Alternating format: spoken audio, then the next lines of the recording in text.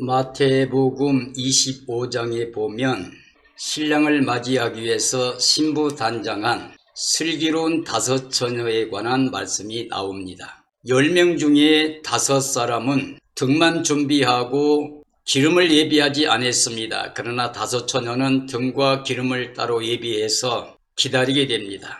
신랑이 드디어 왔을 때 졸며 자고 있는데 신랑이라 맞으려 할 때에 등과 기름을 준비했던 5처녀는 기름을 부어 등을 밝히고 신랑 예수 그리스도를 맞이하게 들어갑니다. 그러나 5처녀는 등만 준비하고 기름을 준비하지 않아가지고 예수님이 왔을 때 그들은 기름을 나눠달라고 하지만 거절당하고 기름을 구하러 갔다가 오니까 이미 혼인집 문이 닫혀서 문을 열어달라고 할 때에 내가 너를 도무지 알지 못한다고 했습니다. 자, 10명의 처녀는 오늘 이 시대 모든 그리스도인들을 예표하고 있습니다. 오늘 이 시대 그리스도인들은 신랑 예수 그리스도 재림의 날에 그를 기쁨 중에 영광 중에 맞이해서 예수님과 함께 새 예루살렘 성에 들어가서 영원히 영생복락의 기쁨을 누리는 구원의 삶이 되어야만 됩니다. 그러기 위해서는 신랑을 맞이할 준비를 해야 됩니다. 깨어있고 예비하고 있어야 된다고 예수님께서 마태복음 24장에서 여러 번 강조하셨습니다. 오늘 이 시대 모든 그리스도인들은 예수님이 당부하신 말씀을 마음에 간직해야 됩니다. 인자가 올 때 이와 같은 일들이 일어날 것인데 이런 징조들이 나타나게 되면 인자가 곧 가까이 문 앞에 온 줄 알라고 했습니다. 오늘 이 시대에 참된 믿음이 무엇이냐? 오직 예수 그리스도 그분을 마음의 주로 영접하고 예수님 몸의 지체가 돼서 예수님께서 원하신 대로 그 뜻대로 살아가는 겁니다. 예수님이 원하신 것은 아버지가 보내신 자 예수 그리스도를 믿고 예수님 안에서 참된 믿음으로 천국 생활을 하면서 이 땅의 모든 사람들에게 예수님의 복음을 자랑할 수 있는 사람들이 되는 겁니다. 하나님의 뜻은 아들을 보고 믿는 자가 영생 얻는 거고 예수님이 이 땅에서 이루신 것은 아버지 뜻대로 십자가에서 우리 죄와 사망 저주 걷어가시고 부활의 의를 입혀주신 겁니다. 오늘 그리스도인들에게 가장 중요한 게 뭐냐 그러면 예수님 만날 때 심판의 주로 만나는 게 아니라 구원의 주님으로 만나는 겁니다. 신랑 예수로 만나는 겁니다. 그리고 예수님과 함께 그 영광의 새 예루살렘 성에 들어가서 영생복락을 누리는 겁니다. 이 시대 참된 믿음이라고 하면은 예수 그리스도만을 마음의 주로 모시는 삶입니다. 그리고 예수 그리스도 안에서 하늘에 속한 자의 삶을 사는 겁니다. 예수 그리스도 안에서 생명의 빛 가운데 살면서 어둠을 벗어버리는 겁니다. 옛사람을 예수님과 함께 십자가의 장사치러 버리고 부활의 의를 입어서 우리는 하나님의 자녀가 되는 권세를 가지고 새로운 피조물로 하늘에 속한 자의 삶을 살아가는 겁니다.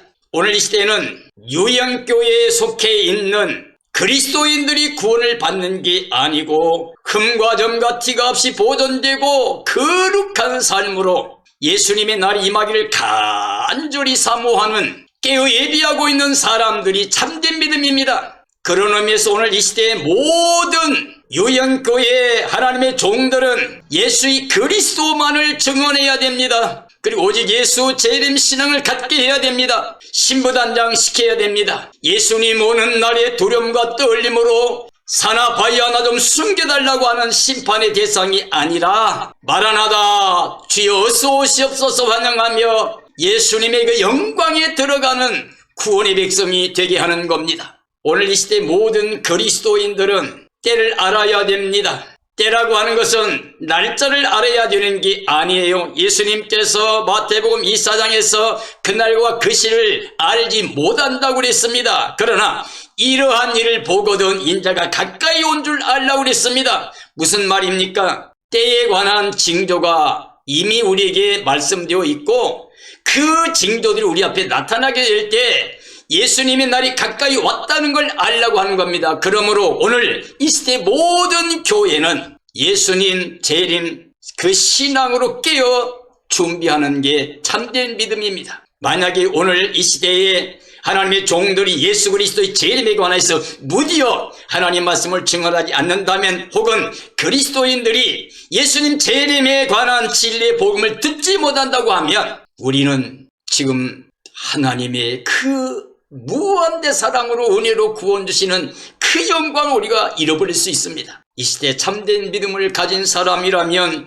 깨어야 됩니다. 일어나고 예비해야 됩니다. 만약에 이런 오직 예수 재림 신앙의 복음을 듣지 못한다면, 그리고 이것에 반한 신앙생활을 강요하거나 땅의 것만 육신적으로 보이는 것만을 위해서 사역을 하거나 또 그런 신앙생활로 안주하고 있다고 하면 그런 삶에서 반드시 떠나야 됩니다. 지금은 마음에 예수 그리스도를 모시고 예수님이 내 생각과 말과 행동과 모든 삶의 주님이 되게 해야만 됩니다. 저는 바울 사도가 예수님을 만난 다음에 삶의 변화를 어떻게 이루었는가를 알고 있습니다. 그리고 바울 사도는 나는 예수님을 본받았으니 너는 나를 본받으라고 그랬고, 그의 일생은 오직 예수님만을 증언하며 살았습니다. 예수님 만나기 전에는 예수님을 믿는 사람들 다 죽이고 교회를 잔멸해야만 된다고 생각했습니다.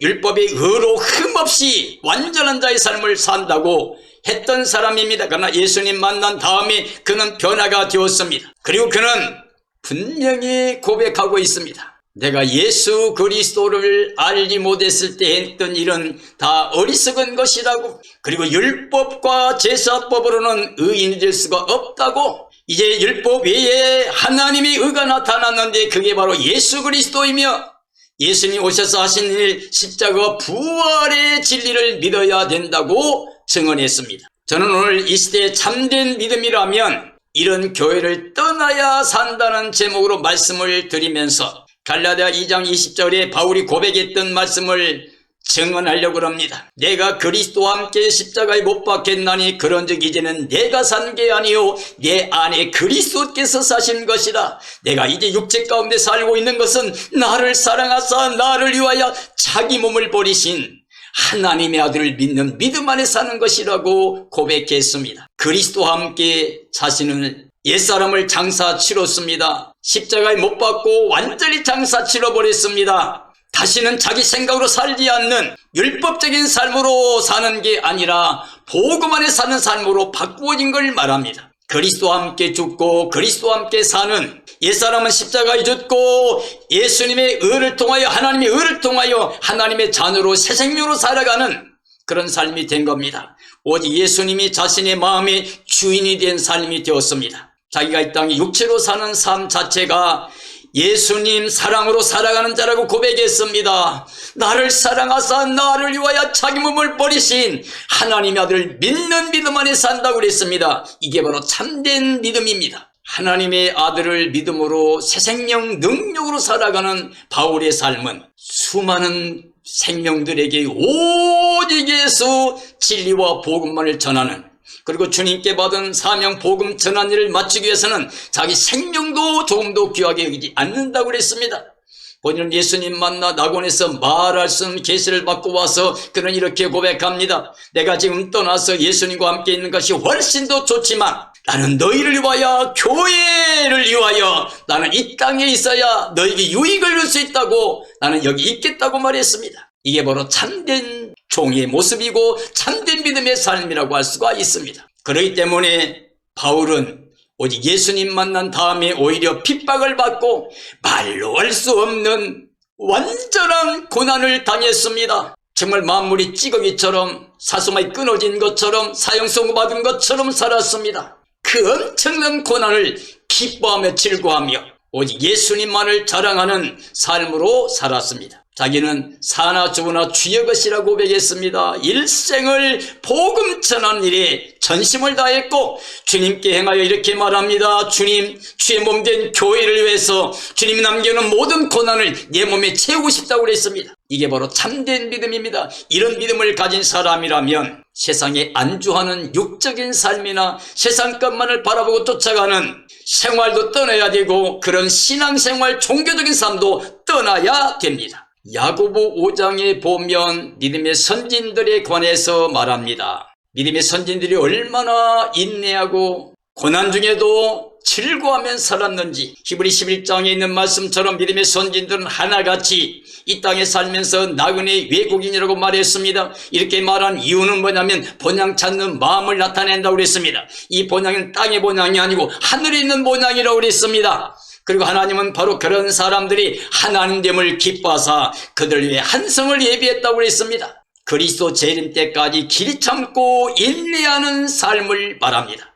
믿음의 선진들을 본받아 고난과 오래 참는 삶이 되어야만 됩니다. 우리는 그 야고보 5장에서 욥의 모습을 보게 됩니다. 욥은 하나님께서 사탄 앞에서까지 자랑했던 믿음입니다. 욥과 같은 자가 없다고 그랬습니다. 그렇게 순전한 믿음을 가진 참된 믿음을 가진 자가 없다고 그랬습니다. 그는 사탄의 고난의 길을 통과했습니다. 하나님께 대해서 부정하고 반역할 수 있는 조건을 만들었습니다. 10명의 자녀가 즉사했습니다. 그 많은 재산이 다 빼앗겨버렸습니다. 그래도 입술로 범죄하지 아니하니까 몸이 건강해서 그런다는 사탄에게 허용된 것이 생명만 말고 몸만 손대라고 그랬는데 결국 욥은 몸까지 다 진물이 흐르고 고통을 당한 그런 가운데 있어요. 그래도 끝까지 하나님 이름이 영광받아야 된다고 그 입술로 범죄하지 않았습니다. 내가 하나님께 복을 받았으니 고난도 받을 게 아닌가 그렇게 하면서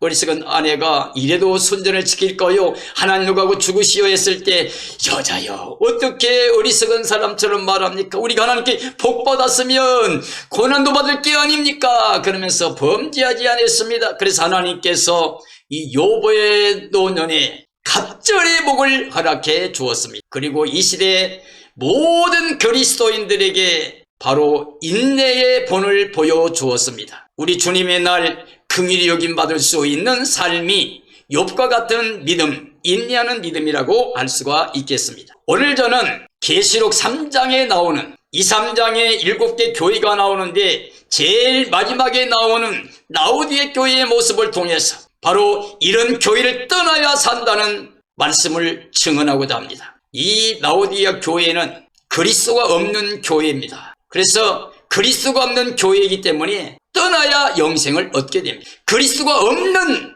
교회, 그리스도가 없는 그리스도인, 영생을 얻지 못합니다. 이 사람들은 부자라고 자랑했습니다. 부유하다고 부족한 게 하나 없다고 그랬습니다. 정말 오늘 이 시대로 말하면 대형교회입니다. 사람들로 가득 차 있습니다. 힘이 넘칩니다. 모든 것 자랑할 만한 외형적인 모든 걸 다 가지고 있습니다. 그런데 교회는 예수님 없는 게 교회가 아닙니다. 이 교회는 사람들로 가득하고 물질로 넘쳐나서 모든 제도가 잘 돼 있어서 걱정할 필요가 없는 자랑할 만한 바로 교만한 그런 교회의 모습입니다. 예수님 없어도 안타까운 마음이 없어요. 오히려 지는 부자다, 부유하다, 부족한 게 없다고 자랑하고 있는 모습입니다. 그러나 하나님이 볼 때는 자신들은 곤고하고 가련하고 헐벗고 벌거벗은 자라고 예수님 말씀했습니다. 그런데 그걸 몰라요. 자신들이 곤고함과 가련한 걸 알지 못합니다. 영적으로 가난하고 벌거벗은 수치를 모르는 교회였습니다. 바로 이렇게 예수님 없이 사람들로만 가득 채워서 물질로만 과시하면서 교만하게 자랑하고 있는 교회는 우리가 머물러서는 안 됩니다. 반드시 떠나야 됩니다. 오늘 하나님의 종들 이 땅의 것으로 자랑하면 안 됩니다. 보이는 걸 자랑하면 안 됩니다. 그런 의미에서 성공하려고 하면 안 됩니다. 우리는 참으로 정말 예수 그리스도만을 자랑해야만 됩니다. 이 7개 교회 중에서 그 바로 앞에 라오디게 앞에 빌라델비아 교회는 적은 능력을 가진 아주 적은 교회입니다. 그런데 끝까지 인내의 믿음을 지켰습니다. 그래서 칭찬만 있고 책망이 없는 교회입니다. 바로 이 교회가 예수님이 계시는 교회입니다. 음모의 권세가 이기지 못하는 결단고 내어 쫓김 받지 않는 하나님이 기둥같이 지켜주시는 교회, 바로 이 교회가 빌라델비아 교회입니다. 거기 반해서 라오디게 교회는 예수님도 안 계시는, 그리고 영적으로 가난하고 정말 벌거벗은 수치를 모르는 교회입니다.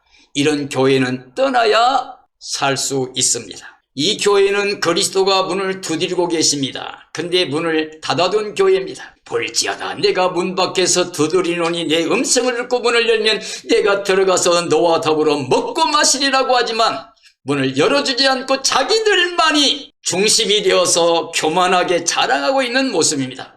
사람들의 생각으로 움직이는 바로 민주주의형 교회라고 할 수가 있습니다.